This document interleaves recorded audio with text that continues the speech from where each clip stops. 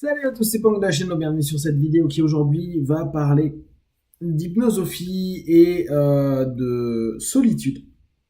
Je me rends bien compte au travers de mes partenaires, au travers de mes conversations avec des amis, avec des connaissances, que la solitude est quelque chose qui fait particulièrement peur et qui gêne énormément dans notre société hyper active et hyper sollicitée. Être seul, beaucoup vont me dire ouais mais moi j'aime bien être seul, je me rends bien compte qu'être seul ça me fait du bien, ça m'apporte du positif, du bon. Et donc je suis pas quelqu'un qui suis anti-solitude. Et je pense qu'à peu près tout le monde est d'accord sur ce point-là, c'est-à-dire qu'on aime par moments être seul. Seulement notre société, mine de rien, même si on est en contact avec des gens, nous offre pas l'opportunité de nous sentir forcément accueillis, euh, respectés ou juste entendu, voire écouté. C'est-à-dire que même si on est dans un contexte social, il n'y a pas besoin d'être au fin fond d'une montagne ou au loin dans un lieu perdu pour être seul. Beaucoup de personnes se sentent seules dans notre collectivité, beaucoup de personnes se sentent seules dans notre quotidien. Et même des personnes qui ont des familles.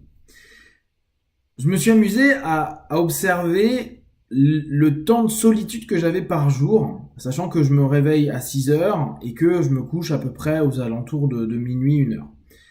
Et ça donne une statistique entre 50% à 100%, bien sûr, et en moyenne, on va dire entre 60 et 70% de mon temps est seul. C'est-à-dire que je suis seul avec moi, je suis pas en contact avec d'autres personnes, ou je suis en contact avec des personnes, mais il n'y a pas de communication spécifique. Ce qui est intéressant à voir, c'est que quand on est seul, on se retrouve avec nous-mêmes.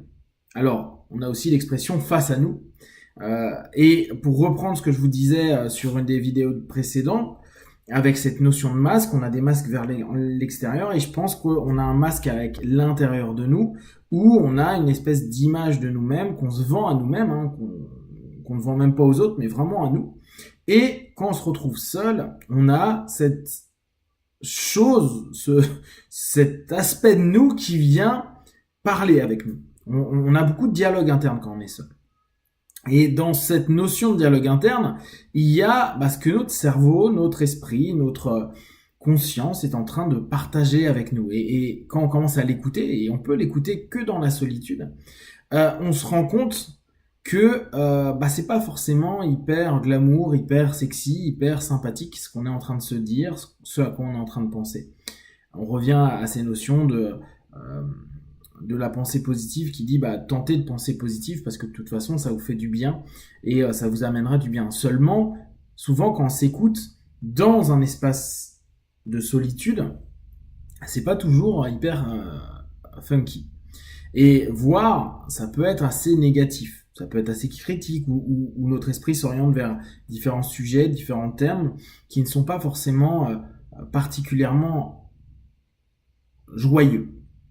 Et dans ce cheminement-là, il y a quelque chose de particulièrement intéressant parce que c'est un des rares moments où on est en contact avec nous et qu'on peut s'apercevoir à la fois de notre ombre, à la fois de notre lumière, de nos dialogues intérieurs. Et beaucoup de méthodes nous disent, vous voyez, quand vous vous retrouvez seul, le mental est pas cool. Il faut driver le mental. Il faut l'orienter. En gros, ce que peut-être est la conscience, ce que peut-être est une partie du mental, ce que peut-être est une partie de ce que l'on est globalement, qu'on retrouve dans cette solitude-là, on nous dit, c'est pas bien, parce que c'est pas forcément très lumineux.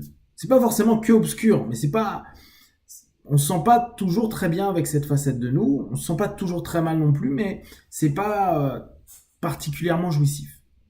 Et dans les cultures, c'est créé cette notion dans la solitude et dans la recherche de soi, on va prier ou on va méditer.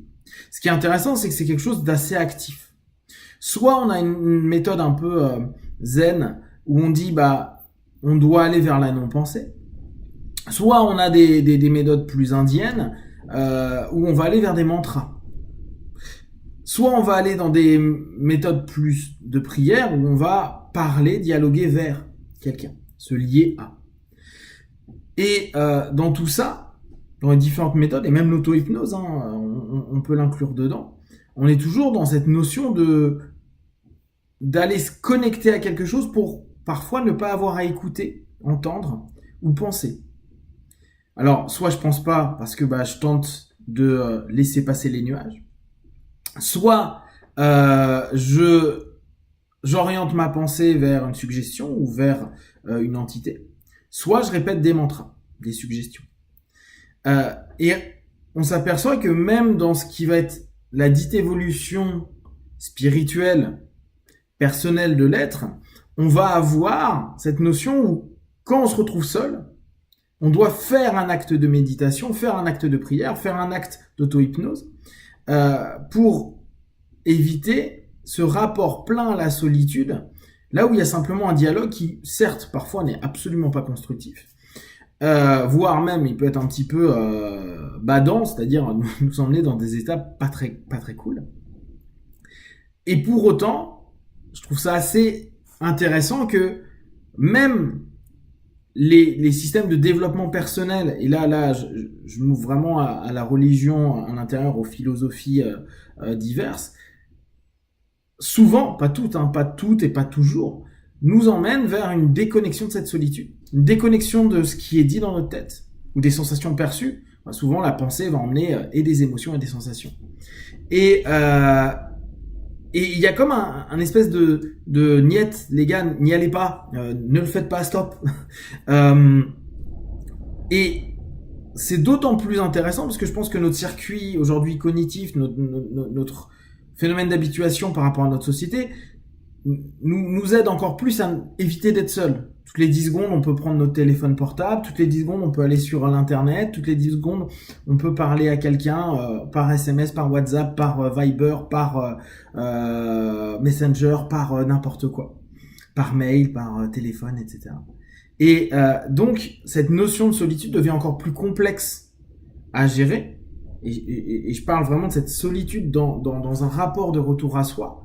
Parce que ce qu'on va y découvrir, enfin on va dire je réfléchis à, ou je médite sur, ou je retourne vers moi, qui se passe dans cette solitude, dans cette introspection, dans ce cheminement interne, n'est pas valorisé par notre société, parce qu'on est, comme je vous le disais au départ, on est ultra happé par plein de choses, on est ultra stimulé, et que en plus le dialogue intérieur, l'écoute intérieure, nous amène pas forcément des stimulations très sympathiques. C'est rarement que des likes, que des petits pouces en haut. Ça peut être des choses un peu moins sympas et surtout des conversations. On se dit mais pourquoi je suis en train de penser à ça?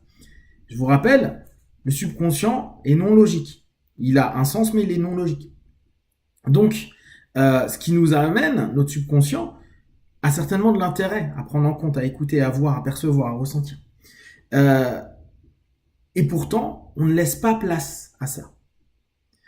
On ne laisse pas place à la solitude d'écoute, j'allais dire méditative, mais dès lors, ça va dépendre de nos formes de méditation, une solitude d'écoute de nous, sans forcément adhérer à tout ce qu'on va se dire à soi-même, mais en limitant le masque, en enlevant le masque, et en se disant, oula, punaise, quand je pense et que je drive pas vraiment mon esprit, ma pensée, ce qui vient, c'est comme ça ou c'est comme si.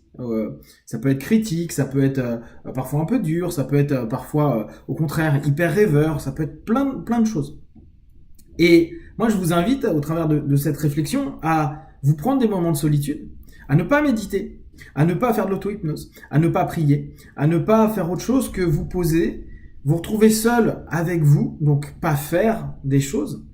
Juste vous poser, pas besoin de vous asseoir, il suffit qu'il y ait du silence, vous pouvez être debout, vous pouvez vous mettre contre un mur, vous pouvez vous mettre en lotus, vous pouvez faire ce que vous voulez sur une chaise. Et juste à ce moment-là, les yeux ouverts ou fermés, voir ce qui se passe dans votre tête. Ce qu'il y a quand le tout, le corps, l'esprit, les émotions, se lient, se relient, conscient, subconscient, inconscient, et l'info qu'il y a. Et en faire rien d'autre que déjà apprendre à l'entendre dans un premier temps, puis surtout à l'écouter au fur et à mesure. Vous me direz ce que vous en faites, parce que peut-être que vous voudrez rapidement mettre une suggestion, faire une submodalité ou créer des choses, des prières pour aller mieux ou pour changer l'état, et vous verrez, c'est assez intéressant. Si vous avez des questions, des remarques, partagez sur Facebook, YouTube, j'y répondrai le plus rapidement possible. Comme d'habitude, de tout ce que je propose, ne prenez que ce qui est bon juste pour vous, tester, observer, analyser et conclure. Be one, ciao.